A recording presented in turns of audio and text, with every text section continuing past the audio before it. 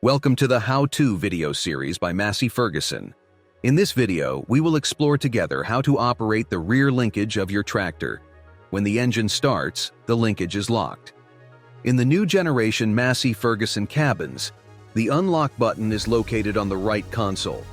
It must be green for the linkage to be unlocked.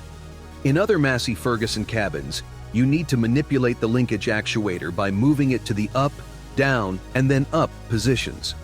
The linkage will then be unlocked. The main actuator is located on the multipad or on the right console, depending on your tractor's configuration. There is also an actuator at the rear of the right console that allows you to control the linkage position by impulse, which is handy when you are turned around during a hitching phase.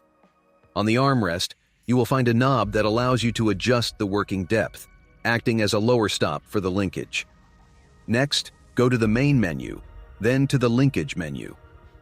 On the first page, you will find the settings for the maximum linkage height and the descent speed. At the top of the slider, you can activate the automatic management mode. These settings can be made directly from the screen using the sliders or with the potentiometers located on the right pillar of the cabin, depending on the tractor model. Here you can see an indicator of the current rear linkage height. At the bottom left of the screen, you will find the rear linkage lifting speed setting. With a 100% setting, the rear lift will reach its maximum speed, while at 0%, it will remain stationary. Now let's move on to the second menu, dedicated to draft and position control.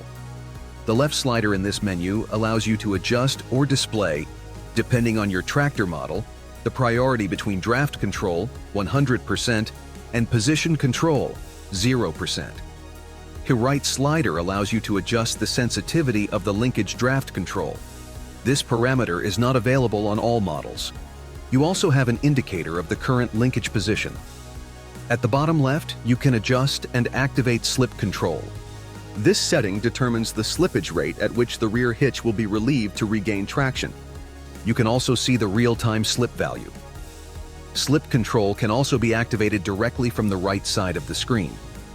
The central values display the effort bar readings for each linkage arm as percentages, as well as the average value between the two in the center. The last menu on the rear linkage page concerns the automatic activation of the rear PTO based on the linkage position. A dedicated MF How-To video is available on this topic. Finally, there is an actuator on the rear fenders of the tractor to use the rear linkage during tool hitching phases. There is a safety feature that requires the up, down, up manipulation to allow the linkage to move. You are now ready to fully enjoy this feature in the field. It's your turn to try.